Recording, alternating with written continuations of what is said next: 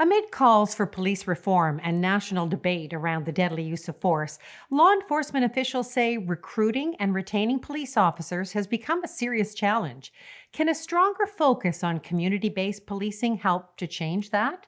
Dr. Patrick Oliver is Associate Professor of Criminal Justice and Director of the Criminal Justice Program at Cedarville University. He served for more than a quarter century in law enforcement and is the author of the book Recruitment, Selection, and Retention of Law Enforcement Officers. Dr. Oliver, thanks for joining us today. It's a pleasure to be with you. Thanks for having me. You've dedicated your professional career to law enforcement, whether that is police chief in Cleveland and other cities in Ohio or teaching criminal justice at Cedarville. So, what were the motivating factors that led you to serve in law enforcement and law enforcement education? I am a blue blood in the traditional sense.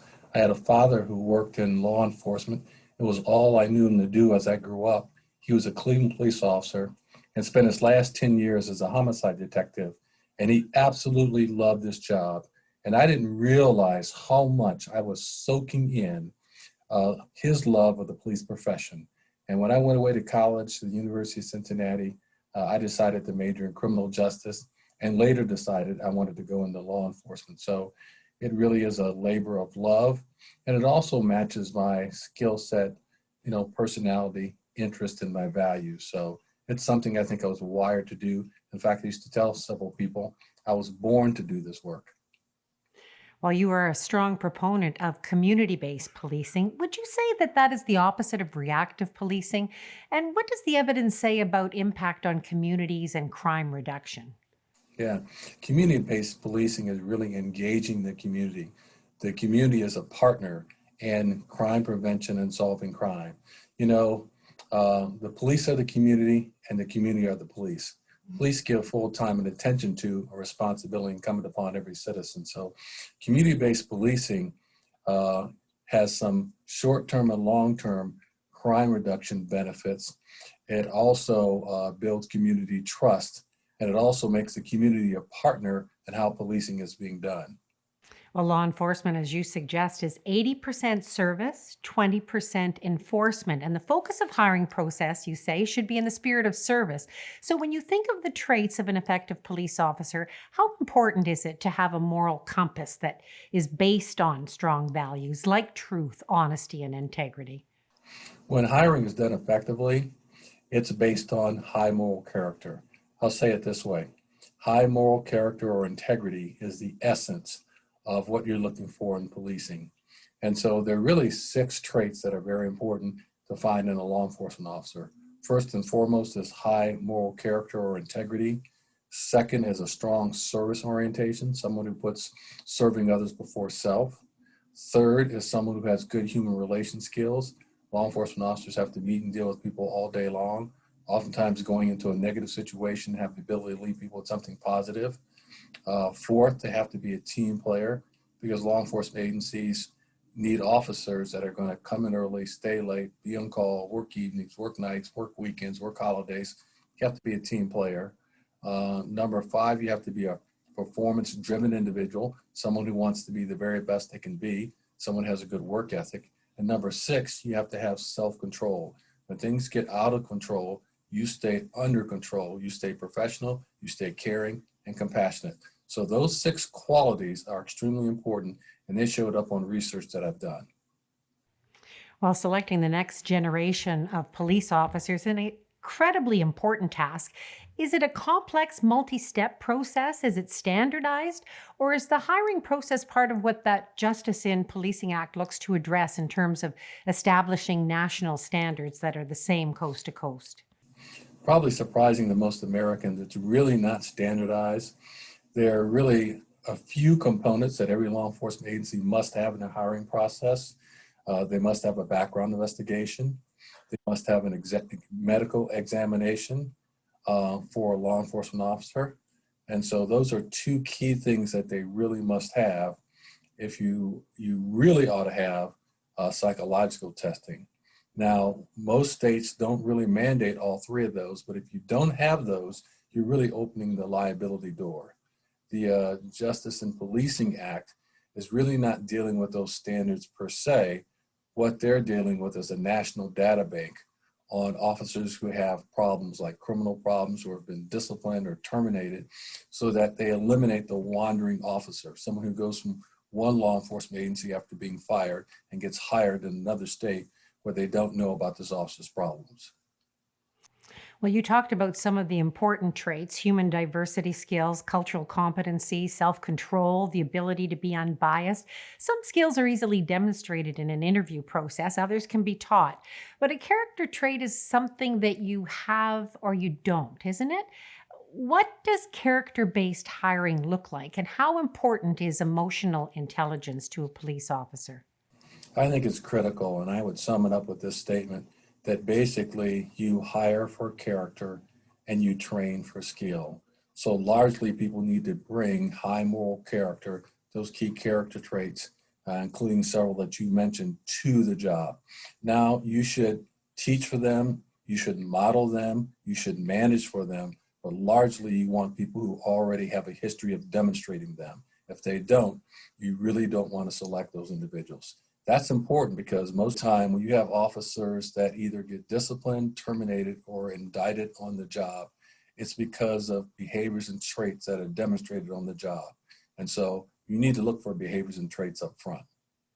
Well, you said a little bit earlier that police going into a negative situation should be able to leave people with something positive. There's much about police accountability and proposed police reform, but what is happening or what should be happening in terms of training around de escalation techniques or alternatives to chokeholds or new procedures around mental health checks and no knock warrants? All those things you mentioned are currently things that are being proposed either at the state level or the federal level. They're asking at the state level, federal level, that law enforcement officers do not use no-knock warrants. They're passing legislation to prohibit them. They're asking that they prohibit chokeholds. A number of agencies have prohibited chokeholds for probably over 40 years, believe it or not. Um, so, de-escalation is very important, and many agencies are adding policies and training that gets an officer to de-escalate before they go to using force. You might find it interesting to know that most physical confrontations involving a law enforcement officers are preceded by a verbal confrontation. So if you have good skills in oral communication, you can avoid that physical confrontation. It is not an easy job. It's one that comes with tremendous power and responsibility, but also, I would imagine, a great deal of trauma and stress. So, what does the retention of law enforcement officers look like today? Police Executive Research Forum did a survey involving 412 law enforcement agencies nationally, some large agencies, some medium-sized agencies, and some small agencies. And what they discovered is that 63% of the agencies involved would say that they're receiving fewer applicants for job openings. Um, Police agencies are also finding that their staffing levels are being reduced on the average of by 3.2%. More officers are leaving before they reach the age of retirement. The average amount of time law enforcement officers stay on the job is around 12 years, with the vast majority of them leaving within the first 5 years. In fact, 40% leave within the first 5 years of service. And those who are eligible to retire at any time average around 8%. So these are some retention challenges that law enforcement agencies have today. Challenges indeed. Is the candidate pool changing? How are law enforcement officers looking at responding to these issues? And is community based policing changing perhaps the way potential candidates might view the profession? Let me just talk a little bit about how the applicant pool is changing for law enforcement agencies across America.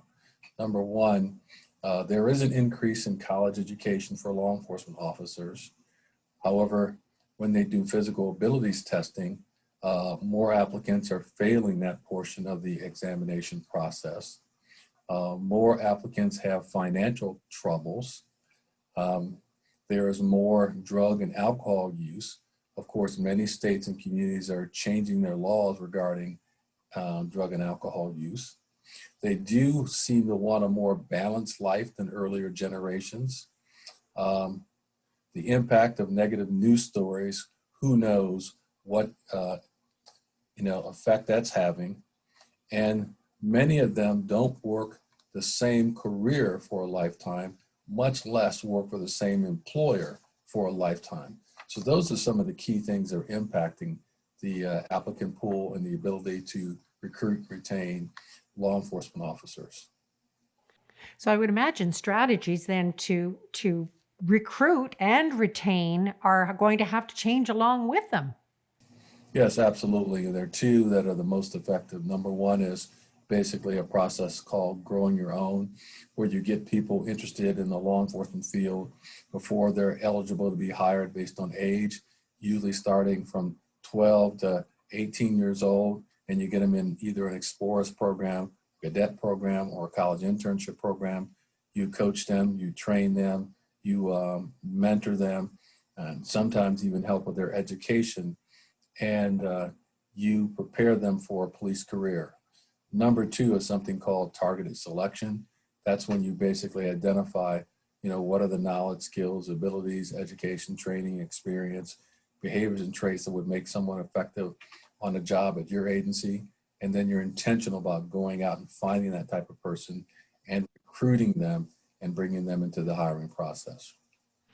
Well, you've taken your many years of experience and expertise and now delivering classes to students at Cedarville University. From an academic perspective, what makes Cedarville's criminal justice program just a little bit different?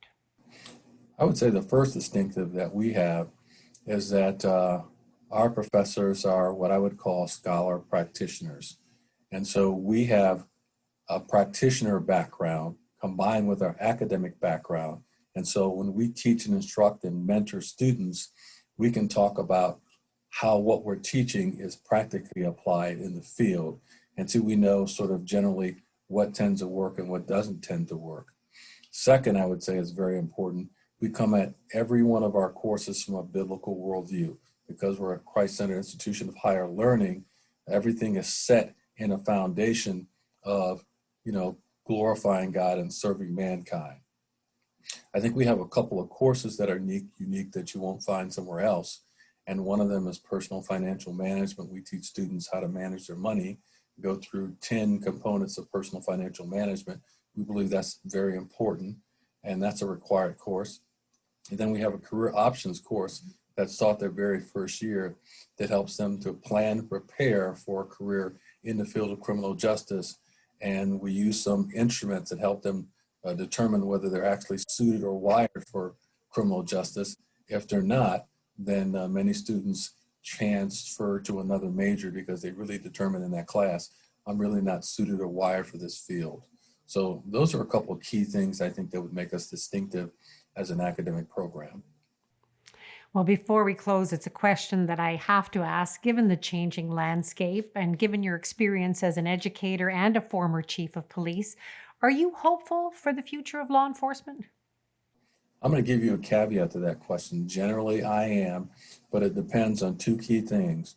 Number one, who we hire in law enforcement agencies, if we're hiring the right kind of people. And two, who is leading those law enforcement agencies. I'm talking about the chief executive officer of a law enforcement agency, and that's primarily the police chief or the sheriff. If you get great leadership and if you get quality people, the profession will have a very positive future. If you don't, it will not. Well, Dr. Oliver, we thank you so much for sharing your time and your expertise and excerpts from your book, Recruitment, Selection, and Retention of Law Enforcement Officers. We really appreciate you sharing your time with NewsPoint 360. It is my pleasure.